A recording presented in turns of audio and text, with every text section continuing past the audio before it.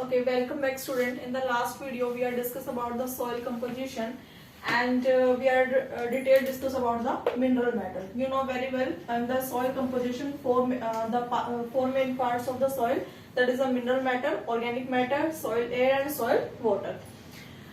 You know very well जो soil composition है बेटा उसके अंदर क्या होता है कि जो मिनरल मैटर है वो 50 to 60% क्या करता है, फॉर्म करता है. ऑर्गेनिक मैटर 7 to 10% फॉर्म करता है और जो सॉइल एयर होती है वो 15 to 25% क्या करती है, अपना कंपोजिशन फॉर्म करती है. और इसके साथ साथ जो सॉइल वाटर है वो कितना करती है, 25 से 25 to 35% क्या है, अपना कॉन्ट्रीब्यूशन डालती है. ठीक है, अब इसके बारे में हम क्या कर चुके हैं, मिनरल मैटर के बारे में डिटेल डिस्कशन कर चुके हैं. आज हम जो पढ़ रहे हैं, आज हम जो पढ़ेंगे वो किसके बारे में पढ़ेंगे, फर्स्ट ऑर्गेनिक मैटर के बारे में. ठीक है, अब जो ऑर्गेनिक मैटर है बेटा वो क्या होता है. ठीक है, फर्स्ट हम ये चीज देखते हैं कि जो ऑर्गेनिक मैटर है वो सॉइल में आता कहां से है. ठीक है, यू नो वेरी वेल जो ऑर्गेनिक मैटर होता है वो कहां से आएगा, जो लिविंग सोर्स होते हैं अर्थ पे वहां से आएगा क्या, ऑर्गेनिक मैटर. ठीक है, और जो लिविंग सोर्स है हमारी अर्थ पे वो मेनली क्या है, plants and animals.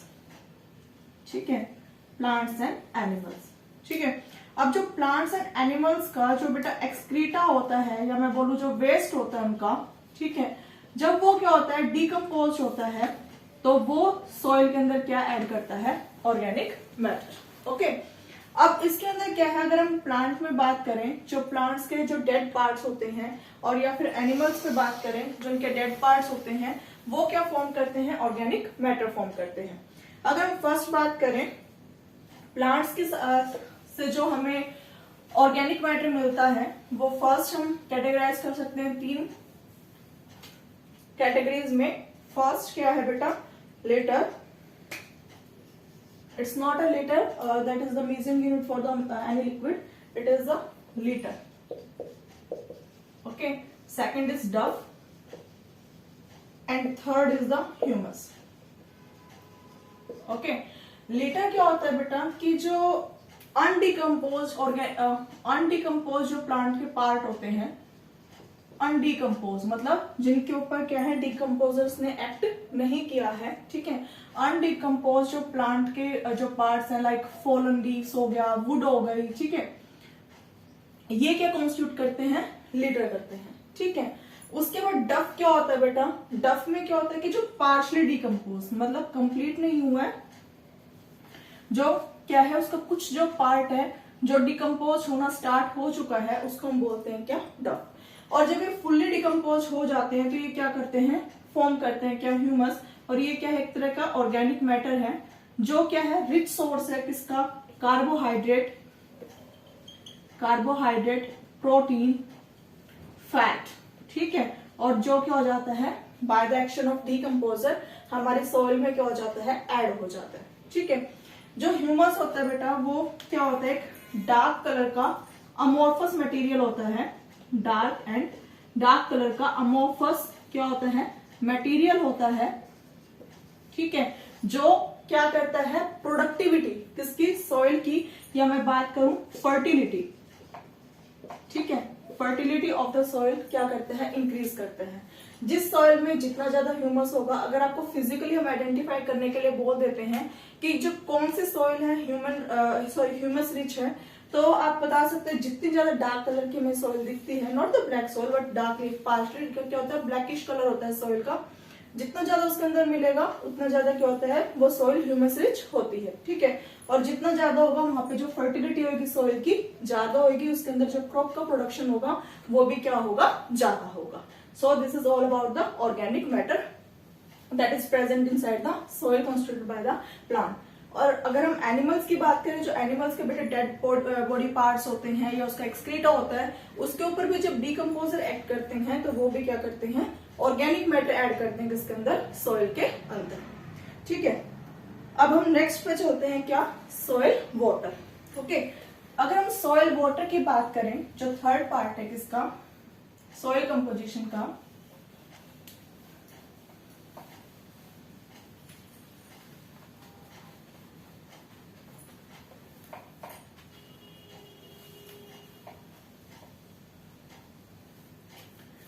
Soil water.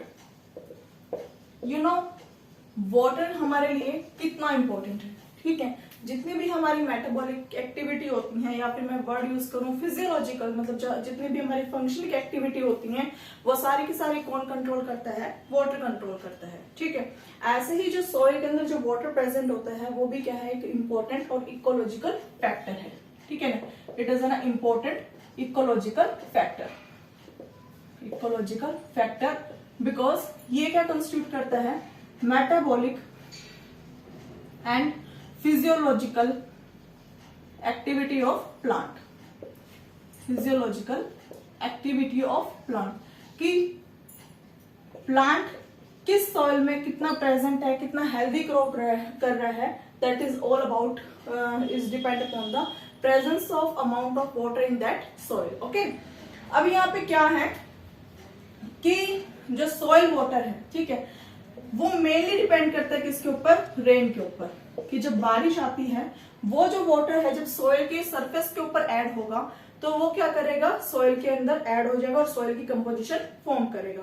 तो रेन के सोर्स के बेस पे हमने क्या है? कुछ कैटेगरीज फॉर्म करी है किसकी? सॉइल वाटर की। लाइक फर्स्ट अगर मैं बात करूं कौन सी है? Run away water,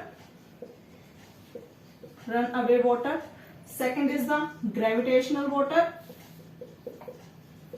gravitational water. Third is capillary water, capillary water. Fourth one is the hygroscopic water, hygroscopic water. And last one is the combined water, combined water. Okay, अब इनको one by one हम discuss करते हैं। First है क्या बेटा? Run away water. Run away water क्या होता है कि जैसे बारिश आई, ठीक है, और जो सॉइल है उसका क्या है? स्लोप प्रेजेंट है। तो जैसे बारिश की जो बूंदे हैं, ठीक है, जो ड्रॉप्स हैं, वो सॉइल के सरफेस पे पड़ेंगी तो स्लोप होने की वजह से वो सारा का सारा जो वाटर है वो अवे, रन अवे मतलब दूर चला जाएगा और वो जो सॉइल है उसके अंदर एब्जॉर्ब नहीं होगा। तो जो ये क्या है कि जो सॉइल के स्लोप से क्या हो जाए? रन अवे हो जाए, उस वाटर को बोलते हैं क्या? Run away water. ओके, उसके बाद बेटा ग्रेविटेशनल वाटर, ठीक है।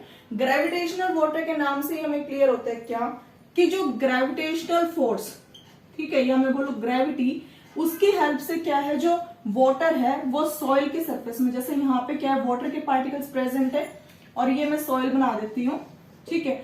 अब ये ग्रेविटेशनल फोर्स की वजह से जो ये अगर सॉइल के पार्टिकल्स हैं वो परकोलेट्स मतलब नीचे बैठ जाते हैं सॉइल के अंदर, तो उसको हम बोलते हैं क्या? Gravitational water. ओके, नेक्स्ट है क्या? कैपिलरी वाटर, ठीक है। यू नो वेरी वेल कि जो सॉइल के पार्टिकल्स होते हैं, अगर मैं ये एक सेक्शन फॉर्म करती हूँ, ये क्या बेटा? सॉइल के पार्टिकल्स हैं, ठीक है। अब इनके अंदर क्या होता है? कुछ पोर्स होते हैं, कुछ स्पेस होते हैं, जिसकी हेल्प से जो ये वाटर है, ठीक है, वो क्या है? कैपिलरी एक्शन से किसके अंदर? सॉइल पार्टिकल्स के अंदर क्या होता है?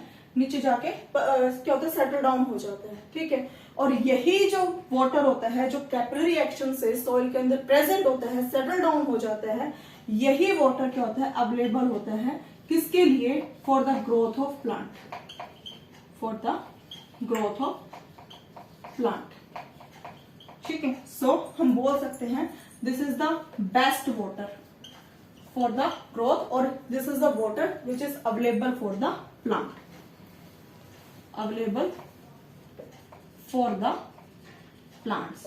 ओके, कि अगर प्लांट की ग्रोथ होनी है तो वो कैपिलरी वाटर से होगी। रन अवे वाटर चला जाता है, minimum amount of water gravitational water constitute करता है, और कैपिलरी वाटर क्या है? मोस्टली अवेलेबल होता है किसके लिए? प्लांट्स के लिए। अब हम बात करते हैं किसकी? नेक्स्ट की, जिसका नाम है क्या? Hygroscopic water. हाइग्रोस्कोपिक वाटर क्या होता है बेटा? अगर मैं यहाँ पे बात करूं, ठीक है, हाइग्रोस्कोपिक वाटर क्या होता है कि लेट्स सपोज कि ये क्या है? सॉइल का सरफेस है, सॉरी सॉइल पार्टिकल है, ठीक है। ये मैंने कुछ सॉइल पार्टिकल्स बना दिए, ठीक है। अब इन सॉइल पार्टिकल्स के सरफेस पे जो वाटर ड्रॉपलेट क्या होती है? प्रेजेंट होती है। यहाँ पे जो वाटर ड्रॉपलेट क्या होती है? एड्सॉर्ब होती है सॉइल के सरफेस पे, ठीक है। इस तरह के वाटर को बोलते हैं क्या? hygroscopic water. Okay, और this is the unavailable water for the plants. कि ये जो है वाटर ये अवेलेबल नहीं होता किसके लिए, प्लांट्स के लिए. ठीक है. उसके बाद है बेटा क्या, कंबाइंड. कंबाइंड का मतलब उसके नाम से क्लियर है कि जोड़ा हुआ.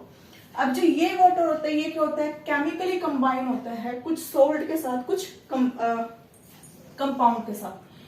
जो कंबाइंड वाटर है it is chemically combined with other compounds. ठीक है. लाइक अगर मैं एग्जांपल ऐड करूं, MgSO4.7H2O कंबाइंड वाटर के एग्जांपल लिख रही हूं बेटा मैं यहाँ पे. MgSO4.7H2O. okay, and one more is the CuSO4.5H2O. okay, ये जो वाटर है, ये जो वाटर की फॉर्म है, ये क्या बेटा केमिकली कंबाइन है किसके साथ, इन सॉल्ट्स के साथ. ठीक है. तो ये इनके साथ जब कंबाइन होगी तो ये फ्री नहीं होगा. जब ये वाटर फ्री नहीं होगा तो ये प्लांट को अवेलेबल नहीं होगा. ठीक है. तो इस तरह का जो वाटर जो सोल्ट या कंपाउंड के साथ कंबाइंड है, ठीक है, सोल्ट्स के साथ मेनली जो कंबाइंड होते हैं उसको हम बोलते हैं क्या, combined water, and it is also unavailable for the plants. Okay.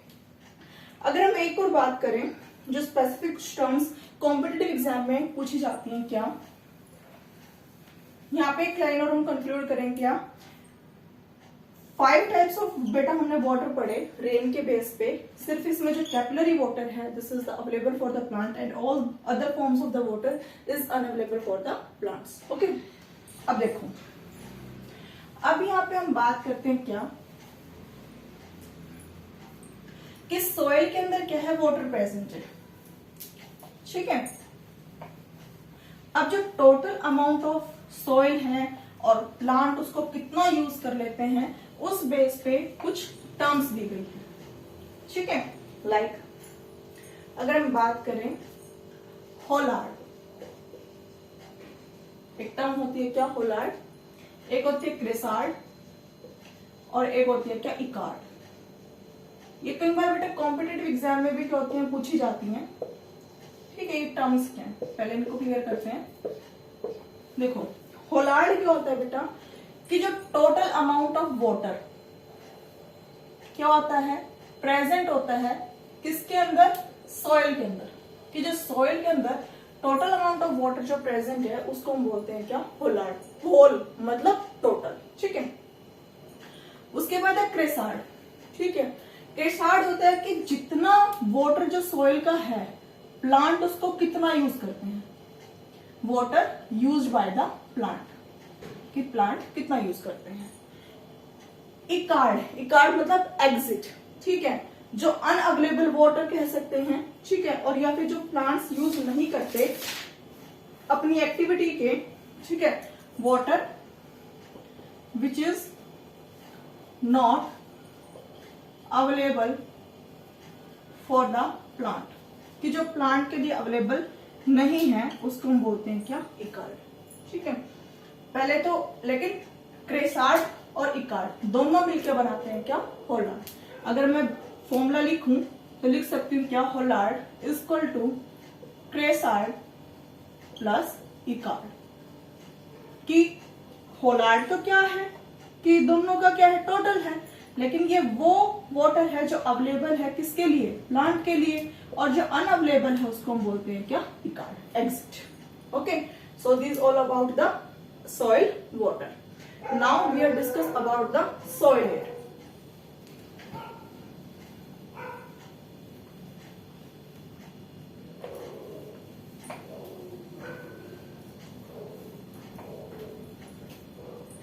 अब soil air क्या होती है बेटा, you know air is the mixture of gases. Okay. Like gases में O2 है, CO2 है, N2 है, हीलियम है, आर्गन है. ये सारी गैसेस का जो मिक्सचर होता है उसको हम क्या बोलते हैं, एयर बोलते हैं. ऐसे ही क्या है, हम ये 4th पार्ट डिस्कस कर रहे हैं सॉइल एयर का. ऐसे ही क्या होता है बेटा कि जो हमारी सॉइल होती है, सॉइल के बीच में भी क्या होते हैं, कुछ पोर्स होते हैं. लेट्स सपोज कि ये एक मैंने क्या बना दिए, पोर्स बना दिए. इन पोर्स के बीच में बेटा क्या होता है, एयर प्रेजेंस होती है, ठीक है, जो प्लांट्स की ग्रोथ और रेस्पिरेशन के लिए क्या करती है, रोल प्ले करती है, उसको हम बोलते हैं क्या, सॉइल एयर। ओके, अब जो सॉइल एयर है, अगर हम सॉइल में बात करें, मेनली जो अगर हम कोई प्लांट ग्रो करते हैं तो उसकी जो स्पेसिफिक क्या होती है, रूट्स प्रेजेंट होती हैं किसके अंदर, सॉइल के अंदर, ठीक है। अब रूट्स क्या करती हैं, रेस्पिरेशन का काम करती हैं, ठीक है, और जब रेस्पिरेशन का काम करेंगी तो मेनली जब रेस्पिरेशन होता है तो CO2 बाहर होती है और O2 क्या होती है, प्लांट के अंदर चली जाती है। तो मेनली क्या होता है कि जो सॉइल पोर्स होते हैं उनके अंदर कौन सी गैस मिलेगी हमें, CO2, ठीक है, वहां पे हमें मिलेगी क्या, कार्बन डाइऑक्साइड। लेकिन इसके साथ साथ कुछ पार्ट में क्या होती है, O2 भी क्या होती है बेटा, प्रेजेंट होती है। क्यों, क्योंकि जो O2 है वो क्या है, जो सॉइल के अंदर जो ऑर्गेनिज्म रह रहे होते हैं उनके सर्वाइवल के लिए क्या होती है, जरूरी होती है, ठीक है। कैसे, जो ऑक्सीजन है बेटा, ठीक है, यू नो वेरी वेल कि सॉइल के अंदर बहुत सारे क्या होते हैं, माइक्रो ऑर्गेनिज्म क्या करते हैं, रहते हैं, ठीक है, लाइक अर्थवर्म हो गया, ठीक है, वो नेक्स्ट हम हेडिंग में डिस्कस करेंगे। अर्थवर्म हो गए बेटा, माइक्रो ऑर्गेनिज्म हो गए, बैक्टीरिया, एक्टिनोमाइसीटीज, तो उनके सबके ग्रोथ के लिए, because they all are the aerobic, तो उनके रेस्पिरेशन के लिए किसकी रिक्वायरमेंट है, एरोबिक, सॉरी ऑक्सीजन। इसके साथ साथ जो सॉइल की क्या करते हैं, प्रोडक्टिविटी या फर्टिलिटी को जो इंक्रीज करते हैं उनको हम बोलते हैं क्या, नाइट्रोजन फिक्सेशन बैक्टीरिया, ठीक है। इनकी भी ग्रोथ के लिए क्या है, ऑक्सीजन का होना जरूरी है। अगर ये ऑर्गेनिज्म क्या करेंगे, सरवाइव करेंगे, तभी क्या है, जो सॉइल की फर्टिलिटी है, ठीक है, वो क्या करेगी, इंक्रीज करेगी, अदरवाइज क्या होगा, वहां पे क्या है, उसकी जो प्रोडक्टिविटी है सॉइल की वो क्या कर जाएगी, डिक्लाइन कर जाएगी, ठीक है। So that's why soil air is also important for the growth and development of plant and their micro organism. Next heading discuss करते हैं क्या बेटा, fifth, soil organism. This is the last heading. Soil organism किनको बोलेंगे, कि जो soil के अंदर जो कुछ ऑर्गेनिज्म क्या करते हैं, रहते हैं, सरवाइव करते हैं, उनको हम क्या बोलते हैं, सॉइल ऑर्गेनिज्म बोलते हैं, ठीक है। अब कुछ क्या है जो ऑर्गेनिज्म है, अगर मैं एक सॉइल का सेक्शन फॉर्म करती हूँ, कुछ ऐसे ऑर्गेनिज्म होते हैं बेटा जो सॉइल के अंदर बरो बना के रहते हैं, मतलब गुफा फॉर्म करते हैं, रहते हैं। कुछ ऐसे होते हैं माइक्रो ऑर्गेनिज्म होते हैं जो इजिली क्या होते हैं, बीच में सेक्शन में रहते हैं, ठीक है। और कुछ क्या होते हैं, बहुत ही जैसे ये कुछ बहुत बड़े हो गए, ठीक है। साइज के बेस पे हम क्या करते हैं, सॉइल ऑर्गेनिज्म को भी क्या करते हैं, क्लासिफाई करते हैं। लाइक अगर मैं यहाँ पे करूं, first one category is the macrofauna. Macrofauna, fauna हम बोलते हैं क्या, presence of animals on a particular region, ठीक है। अगर फ्लोरा वर्ड लिखते हैं तो हम प्लांट के लिए बात करते हैं, और फोना लिखते हैं तो हम एनिमल के लिए बात करते हैं। तो this is the first is the मैक्रोफोना, second is the मीजोफोना, and third one is the microfauna. यहां पे बनाते हैं, थर्ड इज द माइक्रोफोना, ठीक है। अब यहाँ पे जो मैक्रोफोना, मैक्रो मतलब बड़े, ठीक है, तो इस सेक्शन में मैक्रोफोना में कौन आते हैं, कि वो ऑर्गेनिज्म जो क्या है, बरो में रहते हैं या होल्स फॉर्म करके रहते हैं। लाइक इसमें आ गया क्या, रैबिट, रैट, ओके, सो और मॉल्स, कुछ ऐसे जो ऑर्गेनिज्म है इनको हम बोलते हैं क्या, मैक्रोफोना। मीजोफोना में बेटा क्या आते हैं, लाइक जो कुछ मोलस्क जो मेंबर हैं वो आ जाते हैं, क्रैब वगैरह आ जाते हैं, ठीक है। और इसके साथ साथ कुछ जो एनिलिड्स हैं, मतलब अर्थवर्म मेनली, अगर मैं मीजो में अगर डायरेक्ट लिखूं अर्थवर्म, ये सबको पता है, जिसको हम क्या बोलते हैं, फार्मर्स फ्रेंड। क्यों, क्योंकि जो अर्थवर्म होता है वो क्या करता है, सॉइल की फर्टिलिटी को इंक्रीज करता है by creating pores inside the soil, okay. तो यहाँ पे क्या आ गया, अर्थवर्म आ गया। इसके साथ साथ हम क्या ऐड कर सकते हैं इसमें, मोलस्क भी, वो तो था ही, सॉरी, मोलस्क, निमेटोड, ठीक है। ये सारे के सारे हमारे किस में आते हैं, मीजोफोना में, मतलब जो बीच के होते हैं। उसके बाद है बेटा क्या, माइक्रो। माइक्रो जो बहुत के होते हैं, छोटे साइज के होते हैं, ठीक है। इसके अंदर मेनली कौन आते हैं, माइक्रो ऑर्गेनिज्म जो क्या होते हैं, सॉइल में प्रेजेंट होते हैं। अब माइक्रो ऑर्गेनिज्म कौन से प्रेजेंट होते हैं? बैक्टीरिया, अभी हमने बात करी, कुछ नाइट्रोजन फिक्सेशन बैक्टीरिया होते हैं, कुछ फ्री लिविंग बैक्टीरिया होते हैं जो सॉइल में प्रोडक्टिविटी में हेल्प करते हैं। फंजाई होती हैं बेटा सॉइल में प्रेजेंट, ठीक है, जो कहीं ना कहीं रूट्स के साथ भी एसोसिएशन फॉर्म करती हैं। माइक्रोराइजल क्या है, रूट फॉर्म करती हैं। कुछ डीकम्पोजर की तरह भी काम करते हैं, जो क्या करते हैं, डीकम्पोज करते हैं किसका, ऑर्गेनिक मैटर को। तो ये किसके अंदर आते हैं, माइक्रोफोना के अंदर आते हैं, ठीक है। So all these about the soil organism. तो आज हमने क्या क्या देखा, हमने सॉइल की कंपोजिशन में मिनरल मैटर हम पहले डिस्कस कर चुके थे, ऑर्गेनिक मैटर के बारे में पढ़ा हमने, उसके बाद सॉइल वाटर के बारे में पढ़ा, सॉइल एयर और soil organism. This is all about the soil composition की सॉइल के अंदर कैसे कैसे प्रेजेंट होता है और इकोलॉजिकल फैक्टर्स को कैसे इफेक्ट करते हैं। नेक्स्ट वीडियो में हम पढ़ेंगे क्या, बायोटिक फैक्टर। Thank you.